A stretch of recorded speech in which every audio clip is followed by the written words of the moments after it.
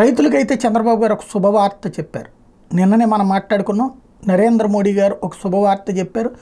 ఇప్పటిదాకా రైతులకు ఇస్తున్నటువంటి పెట్టుబడి సహాయానికి సంబంధించినటువంటి ప్రధానమంత్రి కిసాన్ యోజన కింద ఇస్తున్న 6,000 రూపాయలని మామూలుగా 12కు పెంచుతారన్నటువంటి ప్రచారం జరిగితే అది రేపు బడ్జెట్లో పెడతారంటే లేదని ముందుగానే న్యూ ఇయర్ గిఫ్ట్ కింద 10,000 ఇస్తున్నామని ప్రకటించడం.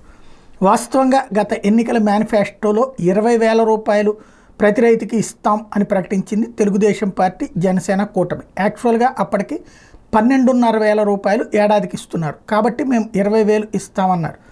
అయితే ఈ 12,500లో 7,500 రూపాయలు మాత్రమే జగన్ ఇస్తున్నాడు. మిగతా 6,000 రూపాయలు కూడా జగన్ కేంద్రాన్ని తన ఖాతాలో ఇస్తున్నాడు. అట్లాంటి తప్పు చెయ్యము అని చెప్పారు. అయితే ఇప్పుడు 20,000 రూపాయలని కూడా సేమ్ జగన్ ఎట్లయితే 13,500 ఇచ్చాను, నేను 12,500 ఇస్తాను, 13,500 ఇచ్చానని చెప్పేసి అందులో 6,000 రూపాయలు కేంద్రం ఇస్తే 7,500 ఇచ్చారు. అట్లాగే ఇప్పుడు 10,000 రూపాయలు కేంద్రం ఇస్తున్నది కాబట్టి మిగతా 10,000 రూపాయలు తాము ఇస్తామని ప్రకటించారు.